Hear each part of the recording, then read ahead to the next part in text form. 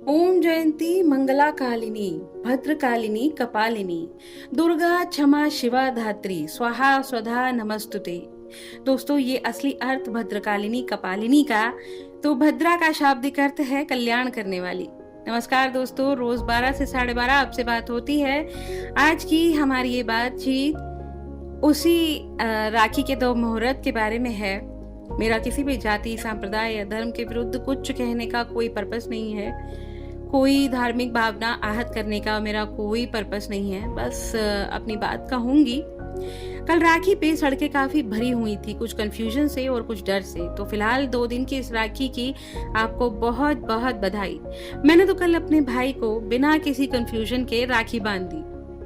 कल का मौसम भी बहुत अच्छा था। राखी पे सबको कुदरत का एक अनमोल तोहफा भी मिला। उसी भूगोलिक घटना की बात कर रही हूँ जो कल साल का तीसरा और आखिरी सूर्य ग्रहण था। आज यानी 11 अगस्त को पड़ेगा। ये आंशिक होगा और यूरोप, अमेरिका और उत्तरी एशिया के कुछ देशों में देखा जाएगा। त्योहार और मुहूर्त की बात कर लेते हैं दोस्तों, सोशल मीडिया के कुछ फायदे हैं तो कुछ नुकसान भी हैं। ऐसा ही एक बड़ा नुकसान पिछले कुछ वर्षों में देखने को मिला है। हमारे हर त्योहार को मुहूर्त के नाम पे थोड़ा छोटा कर दिया गया है। हम बचपन में पूरा दिन राखी, दिवाली और होली मनाया करते थे। ना कोई मुहूर्त की बात करता था और ना ही समय देखकर कोई त्योहार मनाया जाता था। पिछले कुछ वर्षों में एक अजीब सा चलन चला है। इतने समय से इतने समय तक का शुभ मुहूर्त है, मतलब आपके त्योहार को 1-1.5 घंटा कर दिया गया है। क्या आपने कभी किसी और धर्म के त्योहार पर इस प्रकार का संदेश देखा है? ईसाई धर्म में या फिर जैन बौद्धिज्म में कहीं नहीं देखा होगा। इस राखी पर भी एक संदेश चल रहा है कि राखी इतने समय से इतने समय तक। अरे भैया, क्या ये संभव है कि देश की सभी बहनें एक साथ एक ही मुहूर्त में अपने भाई को राखी बांध पाए? क्या भाई बहन के प्यार के बीच में कोई मुहूर्त आ सकता है? इस बात पर गंभीरता से विचार कीजिए। क्या आपको नहीं लगता कि हमारे पूर्वजों ने बिना किसी मुहूर्त को देखे अपने बहनों से अपनी राखी बंधवाई है और बंधवाकर हमसे लाख गुना अच्छे और मजबूत रिश्ते कायम किए। हमने मुहूर्त पर कैसे कैसे रिश्ते करके निभाए हैं वो हम सब जानते हैं। हम सब को मालूम है कि शादी का रिश्ता या फिर अपने घर में हवन करवा के हमने कितनी शांति रखी है। आइए दोस्तों, जानते हैं कि कितने अच्छे और शुभ मुहूर्त में राखी की शुरुआत हुआ करती थी।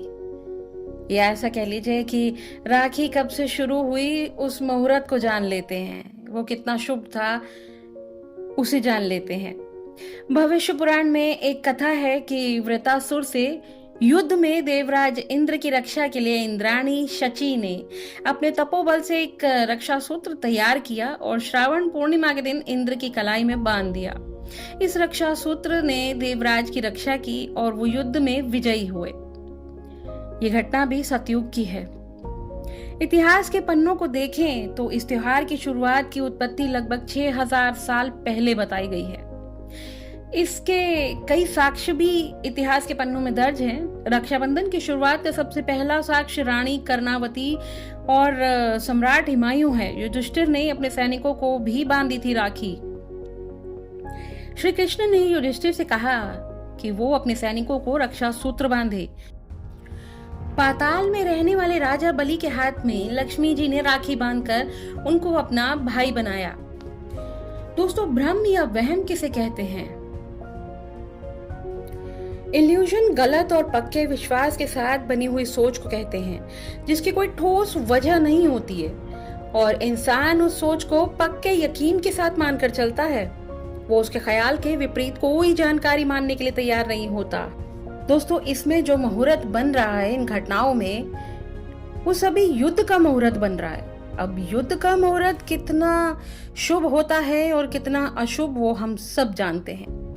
दोस्तों, इन सभी घटनाओं में एक समानता देख रहे हैं आप। इन सभी में एक समानता है कि युद्ध के दौरान में रक्षा कवच पहनाया गया, यानी वो रक्षा सूत्र पहनाया गया बहनों द्वारा अपने भाइयों को।